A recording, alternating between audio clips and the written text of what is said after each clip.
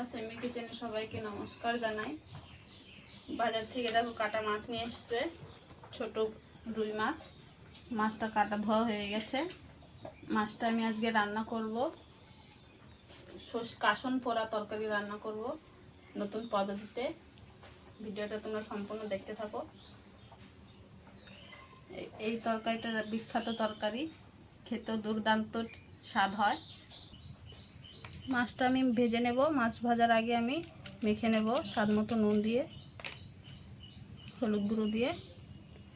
মাছটা মেখে রেখে দেব 5 মিনিটের মতন।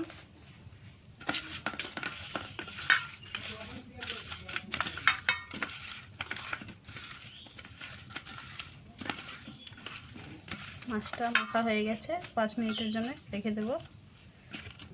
মাছ ভাজার আগে আমি শুকনো খোলাইতে সর্ষে ভেজে নেব। 1.5 চামচের মতন সর্ষে নিয়েছি, শুকনো খোলাইতে ভেজে নেব।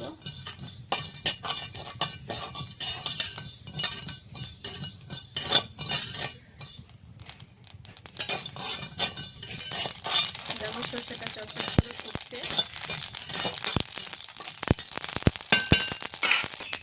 সর্ষেটার গন্ধ বেরিয়ে গেছে, নামিয়ে নেব। মাছ ভাজার জন্য কড়াইতে সর্ষের তেল দিয়ে দেব। তেলটা গরম হয়ে গেছে, মেখে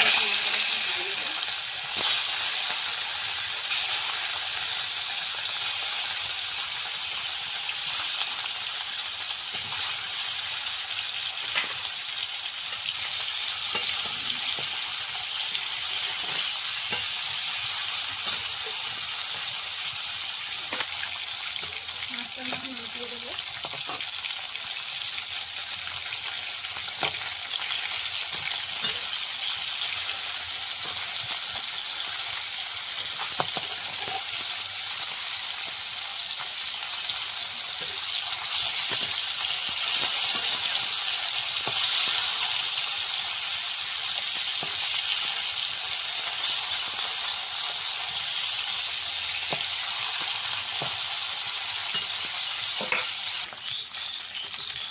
মাছটা ভাজা হয়ে গেছে, নামিয়ে নেব।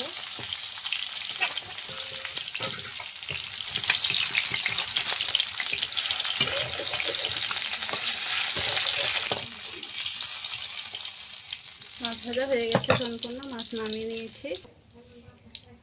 কিছুটা ফোড়নে দিয়ে দেবো কালো জিরে, কাঁচা লঙ্কা,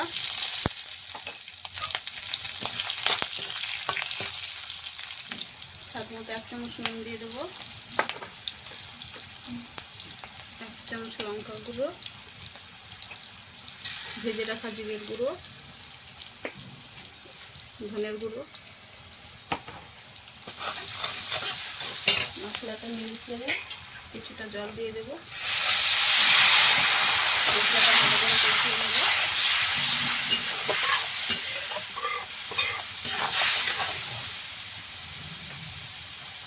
দিয়ে দেবো হলুদ গুঁড়ো 1 চামচ,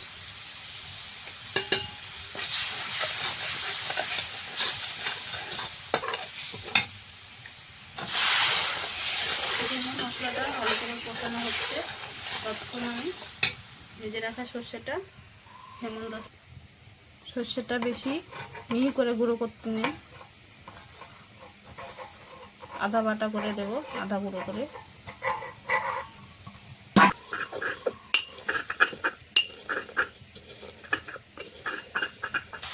মশলাটা কষানো হয়ে গেছে, দেখো কি সুন্দর তেল ছেড়ে দিয়েছি। উপর দিয়ে পরিমাণ মতন জল দিয়ে দেবো, তোমাদের পরিমাণ অনুযায়ী জল দেবে। দেখো সর্ষে গুঁড়োটা হয়ে গেছে, বেশি মিহি করে গুঁড়ো করিনি, এরকম করে গুঁড়ো করে নিয়েছি। খুব সুন্দর সেন্ট বের হয়েছে। মাছের ঝোলটা ভালো করে ফুটিয়ে নিয়েছি। দেখো ভেজে রাখা মাছগুলো দিয়ে দেবো।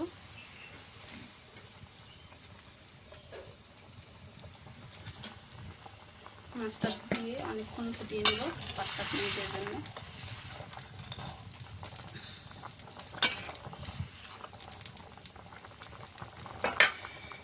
দিয়ে ঝোলটা ভালো করে ফুটছে, এখন সর্ষে গুঁড়োটা দিয়ে দেবো।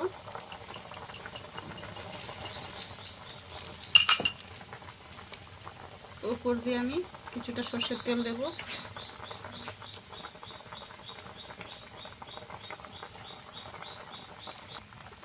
কাসুন পোড়া রান্নাটা হয়ে গেছে, নামিয়ে নেব। আমি একটু পাতলায় রেখেছি।